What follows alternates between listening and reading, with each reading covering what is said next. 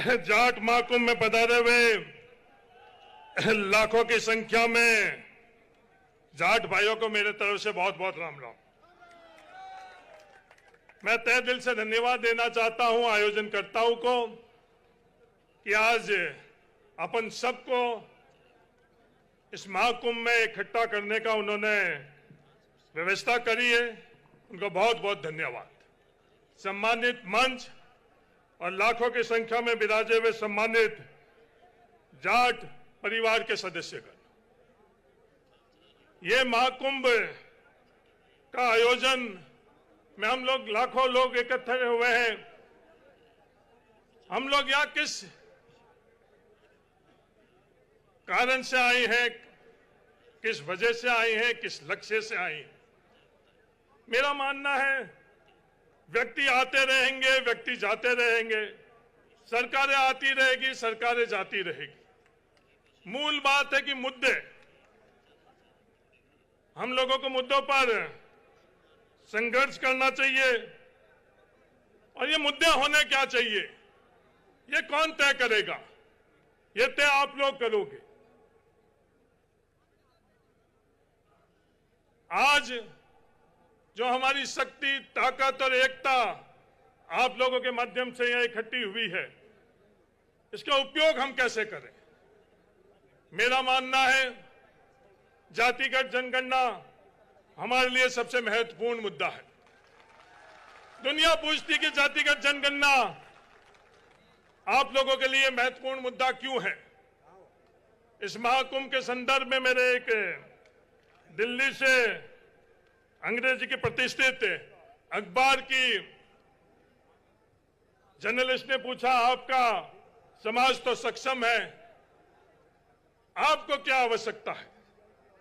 मैंने उनसे भी यह निवेदन किया कि यह जातिगत जनगणना सिर्फ जाति की संख्या तय करने के लिए नहीं होती।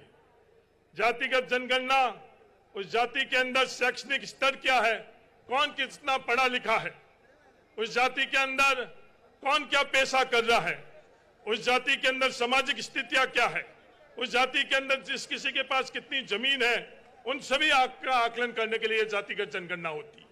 और किस क्षेत्र के अंदर होती है। आज ये बात होती है कि जाट सक्षम है, ये बात और नारे हम खुद लगाते हैं, पर नीचे धरातल पर स्थितियां क्या है? हमारे यहाँ राजस्थान के अंदर भरतपुर के जाटों को आरक्षण नहीं दिया क्योंकि सामाजिक और आर्थिक तौर के ऊपर उनको सक्षम माना गया। राजस्थान सरकार ने राजस्थान राज्य अन्य पिछड़ा वर्ग आयोग बनाया कि धौलपुर और भरतपुर के जाटों का संदर्भ के अंदर उन लोगों ने अध्ययन किया। और राजस्थान सरकार के खुद के बनाया हुआ आयोग के अंदर जब मैंने खुद ने देखा कि भरतपुर के अंदर हम लोगों की स्थितियां क्या है, उस आयोग की रिपोर्ट के अंदर भरतपुर के अंदर 26.7% जहां जाट है, वहां नौकरी जाटों को कितना? 1.7%। ये मैं नहीं कह रहा हूं, ये राजस्थान के सरकार के बनाया हुआ आयोग कह रहा है। ये एक और भ्रांति है कि हम लोगों के पास जमीन ज्यादा है।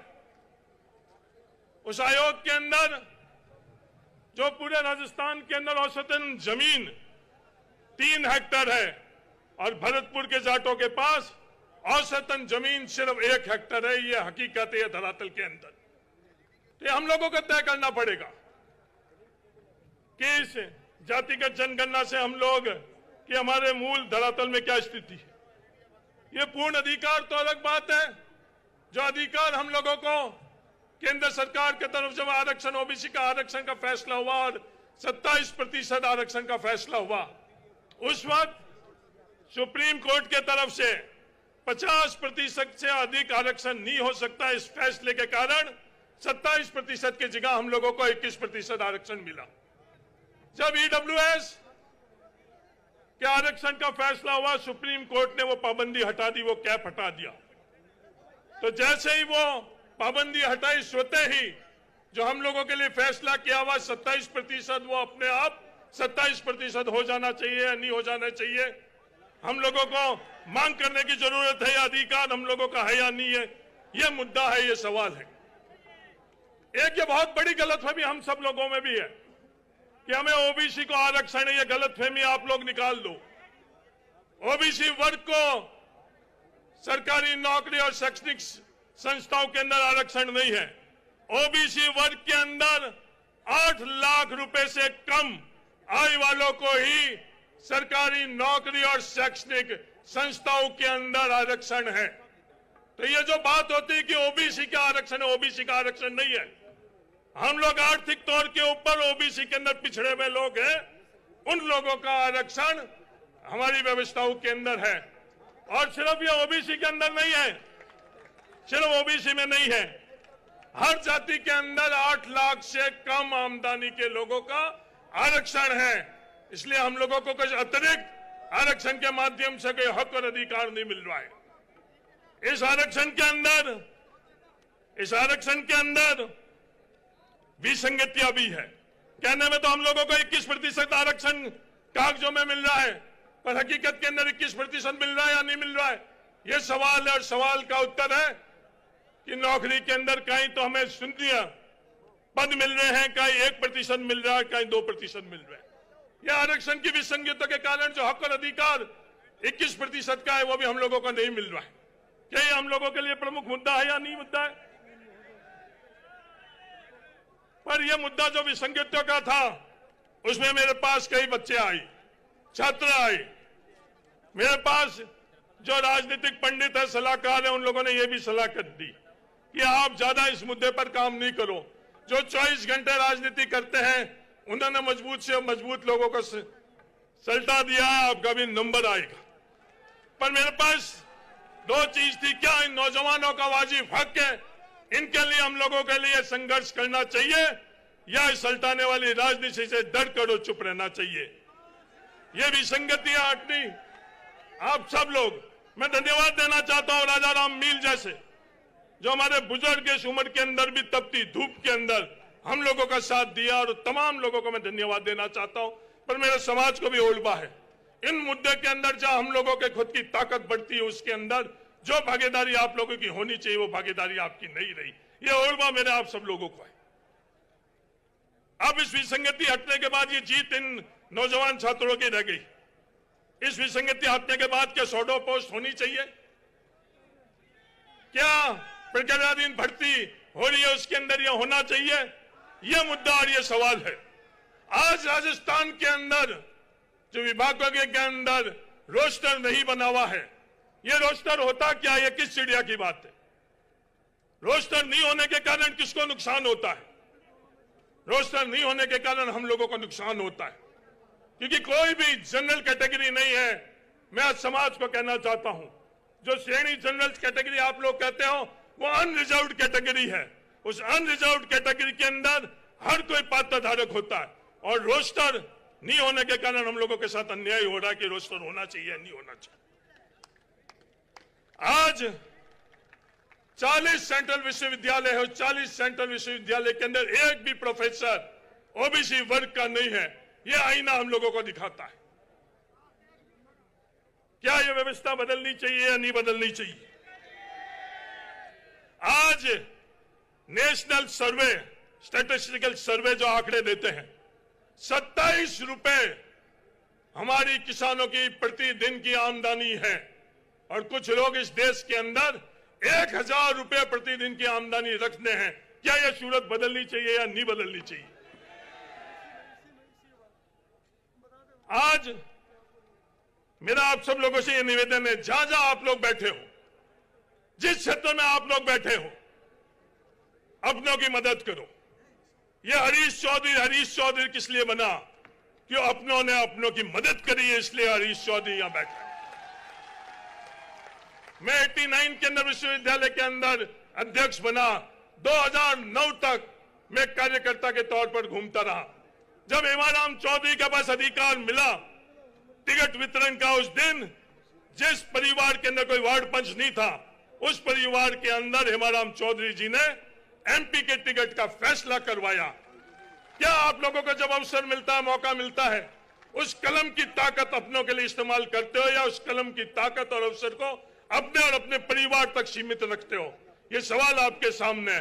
अगर आप अपने उस कलम की ताकत अपनों के लिए इस्तेमाल करोगे तो आने वाला दिन अपने लिए अच्छा रहेगा। ये जो हम लोगों की संख्या है, ये हम लोगों की ताकत है, तो हमारे विरोधी, हमारे विपक्ष के लोग ऐसे तो हम लोगों से मुकाबला नहीं कर सकते हैं। वो मुकाबला कैसे करते हैं? वो मुकाबला हम लोगों को बांट कर करते हैं। अफगानिस्तान के जो कबीले हैं, वो अफगानिस्तान के कबीले भाड़े के ऊपर लड़ते हैं। उन्हें यही पता नहीं चलता कि सुबह किसके लिए लड़े और शाम को किसके लिए लड़े। तो ये जो हम लोगों को आगे नहीं बढ़ने देते हैं, हम में से किसी को भाड़े के ऊपर करते हैं, उनको ये पता नहीं चलता है, कभी तो किसी से लड़ते हैं, कभी किसी से लड़ते हैं। ये भाड़े पर लड़ने वालों को आपको पहचानना पड़ेगा। एकजुट होकर हम लोग आगे कैसे बढ़े, किन मुद्दे पर हम लोग बढ़े। अंत में मैं एक और बात करना चाहता हूं। हम लोगों को यहां तक पहुंचाने के लिए सबसे मूल जो फैसला था 1954 के अंदर, खातेदारी का अधिकार। इस खातेदारी के अधिकार के माध्यम से हम लोग जो मजदूर थे वो मजदूर किसान में बने। उसके बाद में 20-25 साल तक इस कृषि क्षेत्र के माध्यम से हम लोग आगे बढ़े। जिस कृषि क्षेत्र के माध्यम से हम लोग आगे बढ़े, इन व्यवस्थाओं ने उस कृषि क्षेत्र को खत्म कर लिया। फिर हम लोग आगे बढ़ने का जो माध्यम नौकरी थी, जो सरकारी नौकरी थी, मैं समाज को कहना चाहता हूं सरकारी नौकरी कितनी है। जनसंख्या के अनुपात के अंदर राजस्थान में 1% सरकारी नौकरी है। क्या यह समय नहीं आ गया है कि हम लोग योग्य बनकर अपनी योग्यता के माध्यम से आगे बढ़े? गुजरात के पटेलों ने अपनी सीमाएं कहां तक रखी? दुनिया भर के अंदर गुजरात के पटेल हैं। पंजाब के सरदारों ने पंजाब तक अपनी सीमा रखी कि दुनिया में जहां भी अवसर मिला उन्होंने किया। केरला के किसानों ने क्या किया? आने वाला समय क्या है? एक क्रांति आकर चली गई। मेरा आप सबको ओल्ड जो आईटी क्रांति थी, कंप्यूटर क्रांति थी, हिंदुस्तान के किसानों ने उसके माध्यम से अपनी हिस्सेदारी और भागीदारी बढ़ाई। पर जाट भाइयों, जो हिस्सेदारी और भागीदारी अपनी होनी चाहिए वो नहीं हुई। आने वाला समय किसका है? आर्टिफिशियल इंटेलिजेंस का, डेवलपमेंट स्टडीज का है। इन सब क्षेत्र के अंदर हम लोग योग्य बने, अपनी भागीदारी बनाई। योग्यता के अलावा दूसरा और कोई जरिया नहीं है। इन नारों से हम लोग भागीदारी नहीं बढ़ा पाएंगे। भागीदारी सिर्फ एकजुट होकर, जागृत होकर, योग्यता से हम लोग बढ़ा पाएंगे। अगर आप एकजुट रहोगे, योग्यता हम लोगों में रहेगी, तो हम लोगों की भागीदारी बढ़ेगी।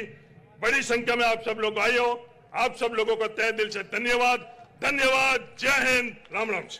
तेजा बाबा की धन्यवाद हरीश जी चौधरी साहब। आसपास जो भी है कृपया, अब मैं एलईडी के आसपास जो भी हट जाए, वहाँ पे मैं एक खतरा है। उदाहरण आपको देना चाहता हूँ। एलईडी से हमारे लिए सबसे बड़े मंदिर क्या है? हमारी संस्था। ये जो बच्चे और बच्चे बैठे हैं तेजा फाउंडेशन के, ये हमारा भविष्य है। ये नौकरी नहीं पाएंगे, पर ये असफल नहीं होंगे, ये गारंटी मैं देता हूँ। तो ऐसी संस्था चाहिए। बाड़मेर के अंदर 50 विलेजर जैसे संस्था है, जहां से हम लोग आगे बढ़े हैं। किसान बोर्डिंग जैसी संस्था हमारे लिए सबसे बड़े मंदिर है ये संस्था। तो हम सब लोगों को इन संस्थाओं को जहां तक संभव हो सके उनकी मदद करनी चाहिए। धन्यवाद।